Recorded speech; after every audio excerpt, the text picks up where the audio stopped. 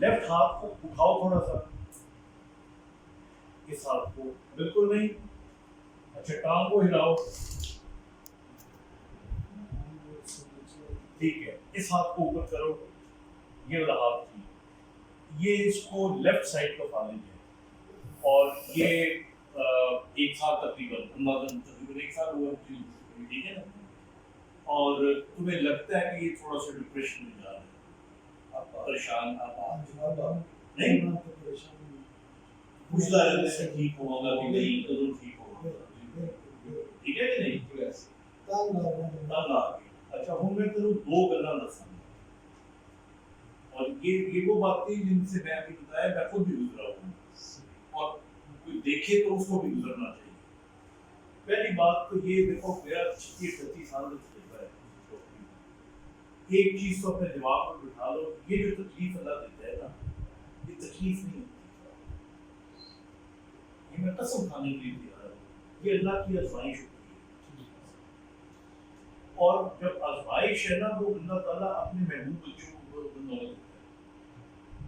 آپ کو اگر پانی پینا ہو اور 3 لوگ بیٹھے ہوئے ہوں, ایک عزیز ہو, رشتہ دار, اور باقی غیر ہو, تو آپ پانی لانے کی تکلیف کس کو دو گے؟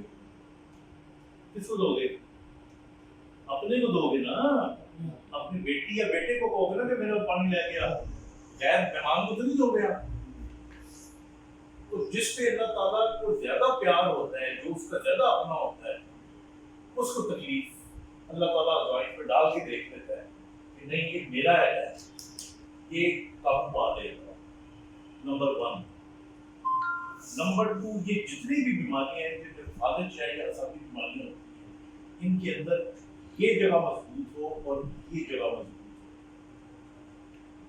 تو کچھ نہیں ہوتا. تم چلو گے انشاءاللہ تعالیٰ, کیونکہ تمہاری ٹانگ کی موومنٹ آ رہی ہے, تمہاری بازو کا مسئلہ رہے گا. چلو اللہ تعالیٰ بالکل, بازو تمہاری جو ہے وہ دیر سے ٹھیک ہوگی, ہو سکتا ہے گرپ نہ بھی آئے, لیکن دیکھو ہمیں اس قابل ہونا چاہیے یہ چل سکے, پھر سکے, کما سکے, اور انڈیپینڈنٹ زندگی گزار سکے, کسی کا محتاج نہ ہو. ٹھیک ہے, بس یہ آج اپنے دل میں تھام لو. آ جائے گی.